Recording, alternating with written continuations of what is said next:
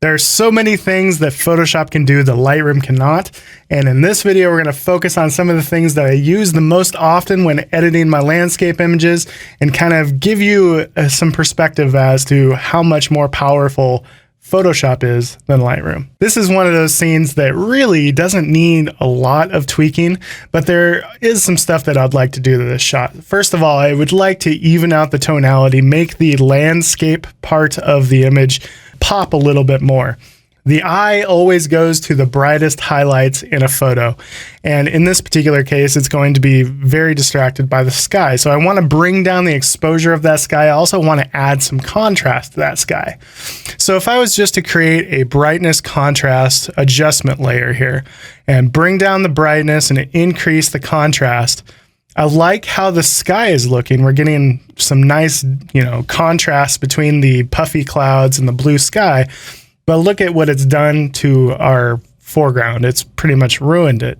And because of the shape of that horizon line, this isn't something that I would be able to just grab a paintbrush and paint on this layer mask and be able to do a good job. I would end up either creating these bright halos like over here, or I would accidentally go over the horizon line and create a dark halo on the foreground. But the cool thing that you can do in Photoshop is we can grab a selection tool. Let's grab our quick select tool here, and we'll just make a selection of that sky. I'm just clicking and dragging over the sky portion. We'll select this area in here, hold down Alt, and unselect some of the areas of the rock that might have gotten hit.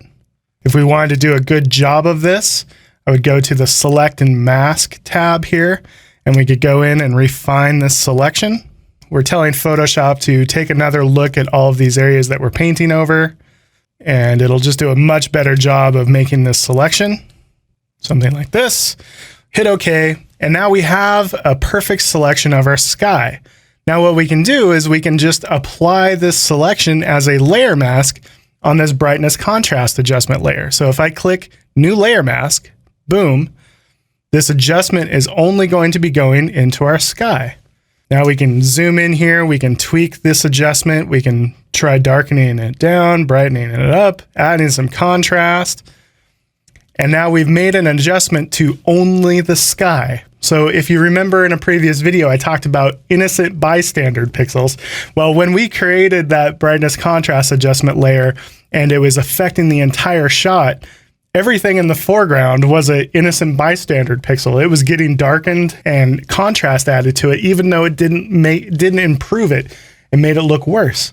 So using selections is a great way of really refining the area that you're going to affect. It's a really powerful thing to be able to add contrast or brightness or maybe noise reduction or whatever it is, only to the area that you want it to affect. And the cool part about Photoshop is that if we decide that we've overdone this effect, I can either turn it off, turn it on, or I can fade it out by lowering the opacity of this particular layer.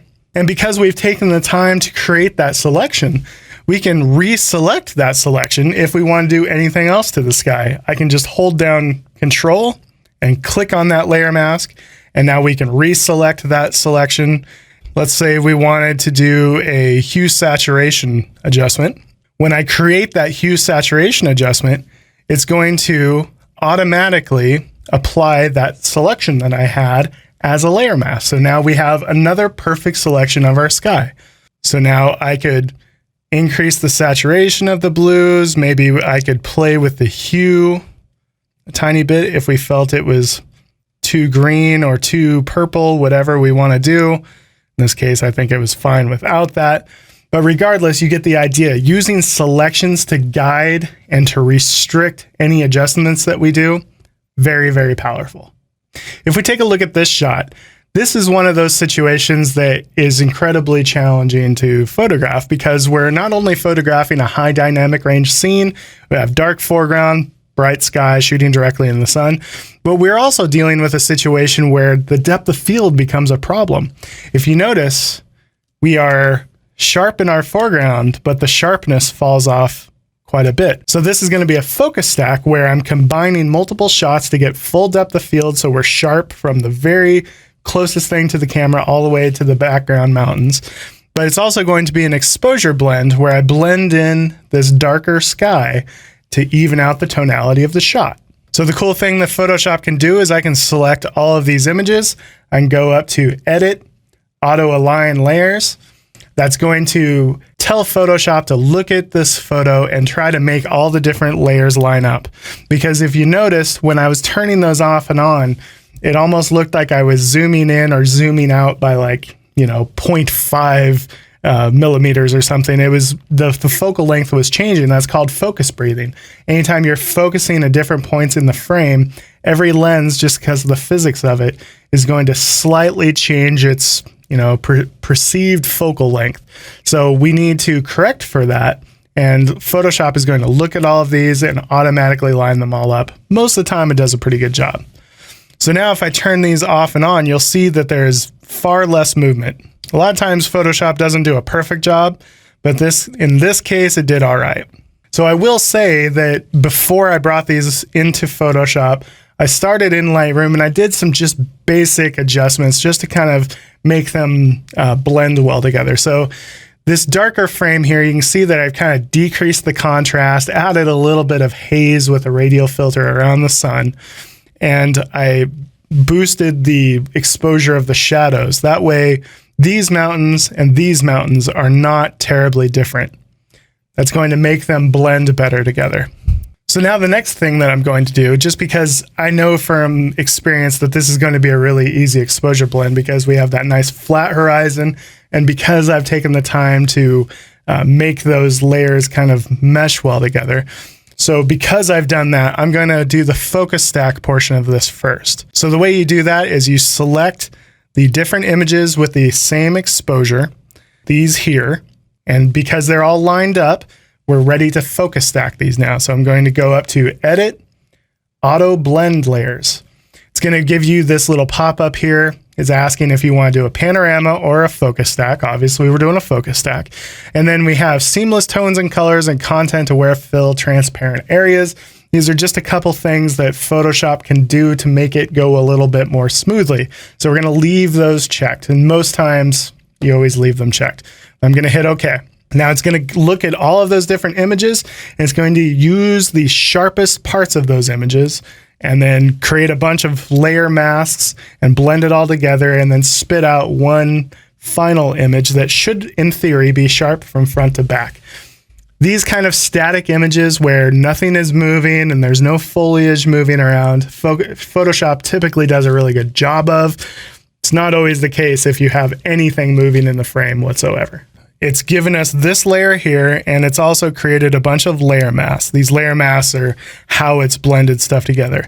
So if we zoom in here, we should notice that stuff is nice and sharp all the way from the front, all the way to the back. And this right here is something that you could never do in camera unless you're shooting a tilt shift lens, and you could never do inside of Lightroom. You can't deal with different layers inside of Lightroom. So now all we need to do is we need to bring our darker frame all the way up to the top. Quick tip, an easy way of creating a black layer mask rather than a white one is to just hold down Alt when you click on New Layer Mask, and that's going to fill that, in theory, with black. We're going to grab a white paintbrush, 100% opacity, a very soft brush, that way it's nice and soft and feathered. We're going to use a very large brush because we're going to use that feathering action from the brush to help kind of fade the two shots together. And now I'm just going to start bringing it in, painting from the top and slowly working this down. The transition area is always the most important part of any exposure blend. So I'm using the feathering from this large brush to just nicely fade those two shots together. This is like the easiest kind of exposure blend you can do because I took the time to boost the shadows in that darker version of the shot and kind of decrease the contrast, which makes it play or blend more easily with these brighter foreground shots. This right here is looking pretty good to me. So if we go before, after, Zoom in here. I'm not seeing any weirdness. Everything looks good there. Now we can grab our crop tool and just crop in on our shot. We have some empty pixels just because of the focus breathing and the fact that, you know, it had to resize things. So we have some empty pixels there that we got to throw away. And now at this point, we would be ready to start editing the shot. Now I could create, let's say, a levels adjustment, which is just a contrast adjustment. And now I'm going to look at the shot.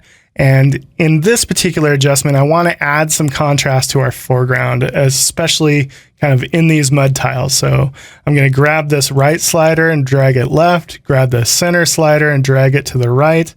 And now we're getting some really nice drama and punch in these mud tiles. It's ruining the sky, and that's okay because we can take our layer mask here, invert it, grab a white paintbrush, let's say 60% opacity, and now I'm just going to think like a painter and paint in that contrast where it was looking good, which is pretty much the entire foreground of the shot. And then I would just continue down this path where I look at the shot, I try to determine what it needs, and then I take it one step at a time. That's how a lot of my editing goes, is I look at the photo, decide what's bothering me, fix that problem, and then reassess. And that's just kind of how I post-process. But hopefully this is giving you an idea of just some of the things. And I haven't even touched on a lot of the other stuff, but just a few of the things that Photoshop can do that Lightroom cannot. Photoshop is so worth learning.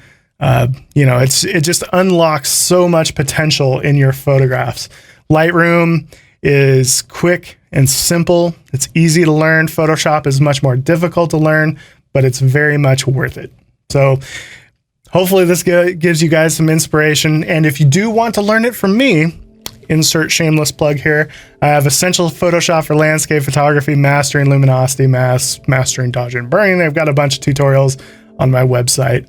I'll put a link in the description below if you're interested in that stuff. But hopefully this inspires you guys to spend a little bit more time learning what Photoshop can do.